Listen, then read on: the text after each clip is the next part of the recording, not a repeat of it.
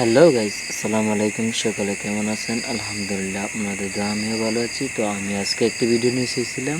সেই ভিডিওটা হলো বিড়ালকে রাতে আঘাত করলে কি হতে পারে, আপনার সাথে কি হতে পারে, সেই রাতে বিড়াল আপনার সাথে কি করতে পারে। সম্পূর্ণ ভিডিওটা দেখার জন্য আমাদের এই ভিডিওতে ক্লিক।